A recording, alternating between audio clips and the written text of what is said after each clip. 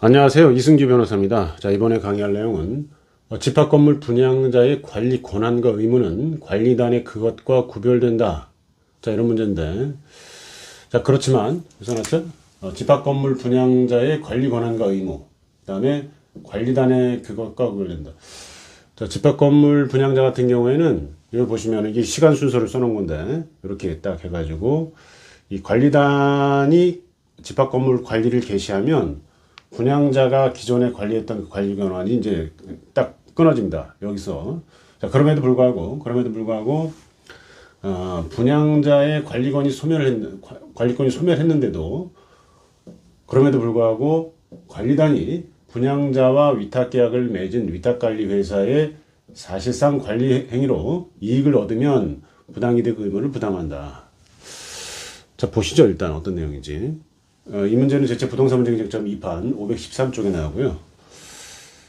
대법원 2022다 233560 판결사안입니다.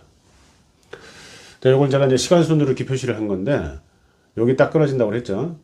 집합 건물을 짓게 되면, 일단 관리를 누가 하긴 해야 되잖아요. 집합 건물 분양하고 소유자가 확정될 때까지 일단 임시적으로라도 관리를 해야 되는데, 자, 그런 문제를 집합건물법 9조의 3이 규정을 하고 있습니다. 그래서 이렇게 시간 순서를 이렇게 한다면은 뭐 아파트 분양하고 뭐 어쨌든 그리고 이제 분양하고 건물 짓고 관리단이 형성될 때까지는 명확하게 관리단이 뭐 분양하면 바로 성립이 되는 건데 소유자들이 뭐 당연 설립이라고 하는데요. 그걸 떠나서 관리단의 집합 건물이 관리 개시되는 시점은 언제냐? 자, 그때부터 분양자의 관리권이 소멸한다. 소유자들이 집합 건물을 이 관리단은 그 소유자들의 집합체죠. 관리단이 집합 건물의 관리 개시를 한 시점에 이 시점에 분양자의 관리권을 소멸한다. 임시적인 관리권을 소멸한다는 취지인데, 자, 보통 일반적으로는 새로운 보통 어떻게 되냐면 직권법에 따르면 관리단 집회를 열어서요. 관리인 선임 같은 거를 합니다. 그런 다음에 이 관리인 선임하고 그 후속 절차로 이제 새로운 위탁관리회사를 선정하겠죠. 계약을 하겠죠. 새로운 위탁관리회사를 선정한다. 그전에는 어때요? 그전에는 분양자가 분양회사예요. 분양회사가 관리를 하는데 분양회사도 본인이 하지는 않고 보통 위탁관리회사를 통해서 또 위탁관리 계약을 통해서 위탁관리회사가 하고 있어요. 어쨌든 관리단이 성립이 되고 관리단의 집합건물 관리 개시가 있는 이 시점, 새로운 위탁관리회사를 선정하는 이 시점에 구 위탁관리회사의 관리권을 소멸하는 거죠. 분양자의 관리권이긴 한데 이분이 분양자가 위탁관리 계약을 통해서 위탁관리회사한테 맡겼는데 이 분양자의 관리권뿐만 아니라 위탁관리회사의 관리권도 이제 소멸한다 이렇게 보는 건데, 자, 일반적으로는 새로운 위탁관리회사를 선정하면 그때 과거의 위탁관리회사의 관리권이 소멸한다 이렇게 보는데요. 자, 본건 같은 경우에는 피고 관리단이 자치관리를 이렇게 해요.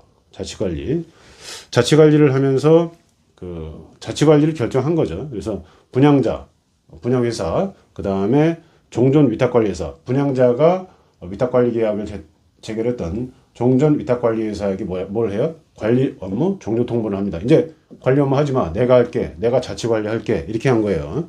자, 이렇게 통보를 했어요.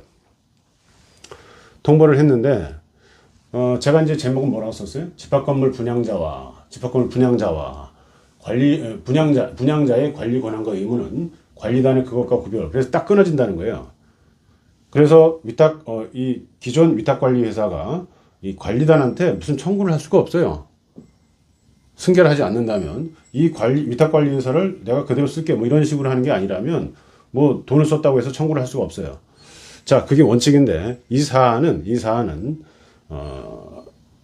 부당이득 청구를 하는데 그게 일부 인정된 사례입니다. 어떤 사례인가 보면은 이게 그래서 그런 건지 자치관리를 하다 보니까 종전 위탁관리회사가 계속 관리를 합니다. 이게 통보를 했는데도 불구하고 보통은 관리단이 관리 개시를 하게 되면 새로운 아까 말씀드린 것 새로운 위탁관리회사를 선정해서 이렇게 하는데 자치관리를 해요. 자, 그런 상황에서 위탁관리회사가 계속 하는데 한 1년 이상 더 한 것 같아요, 관리를. 자, 그러니까 피고가 누구예요? 관리단이 그 위탁관리 기존 위탁관리회사한테 소송을 합니다. 이제 가처분 소송인데 가처분이죠. 가처분. 뭐 어떤 가처분을 하냐? 관리금지 가처분을 해요. 자, 이게 인용이 됩니다. 이러면서 관리를 이때 중단합니다. 근데 평화적으로 뭐 무슨 물리적 충돌이나 이런 게 없고 이게 결국은 피고도 어느 정도 이익을 본 거라고 본 거죠. 자, 대법원은 그렇게 봤어요. 자, 어쨌든 위탁관리회사가 1년 이상 요 관리 중단을 했죠. 가처분 통해서 관리가 중단되면서 1년 이상 관리를 했으니까 피고한테 돈을 달라고 소송합니다. 자, 위탁 용역비 청구를 하죠. 위탁 용역비. 자, 원심은 위탁 용역비는 분양자에게만 청구할 수 있다. 왜? 위탁관리회사는 분양자와만 계약을 했죠. 이렇게 위탁관리회사 위탁관리 계약에 따라서 자, 분양자에게만 청구할 수 있고 이게 끊어진다고 했잖아요. 원칙이. 야, 구별된다 이렇게 써놨잖아요. 원칙이 끊어지기 때문에 기각 이렇게 나왔어요. 자, 그런데 대법원에서는 그렇게 판단하는 건 아닌 것 같다 이렇게 한 거죠.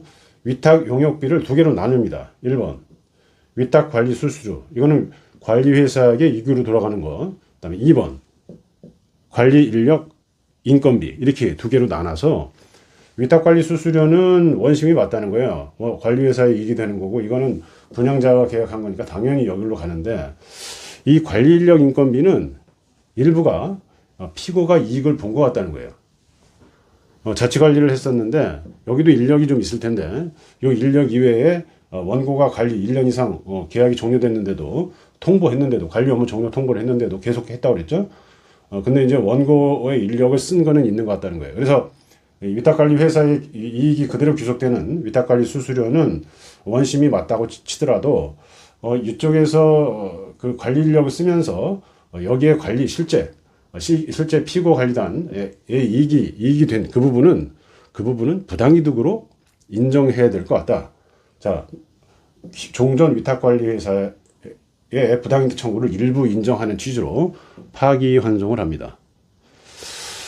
자, 이 부분에 대해서는 이제 파기환송이 끝인데 서울고등법원 판례공부 스터디 판사님들의 의견을 이렇게 보니까 추가로 원심에서는 파기환송심에서는 그랬다고 해서 그 관리 인력 인건비를 100% 인정하는 건 아닌 것 같다 이런 의견을 내셨는데 맞는 것 같아요. 저도 적정 인건비만 오케이 하는 게 맞다. 그 원고는 어쨌든 관리단과의 계약은 없어요. 그죠? 그리고 자치 관리를 했는데 인건비는 썼을 거예요. 그래서 이분들이 원고가 과도하게 인력비를 썼는지 이런 걸 검토해야 된다는 거죠. 그래서 적정 인건비만 인정을 해야 될 것이다. 자, 오늘은 집합건물 분양자의 관리 권한 의무와 관리 권한과 의무는 관리단의 그것과 구별되긴 하지만 이렇게 이제 특별한 사정이 있는 경우에는 일부 부당이득 청구가 과거 위탁관리회사가 현재 관리단에게 일부 부당이득 청구를 인정할 수도 있다. 이런 취지에 대해서 알아봤습니다. 감사합니다.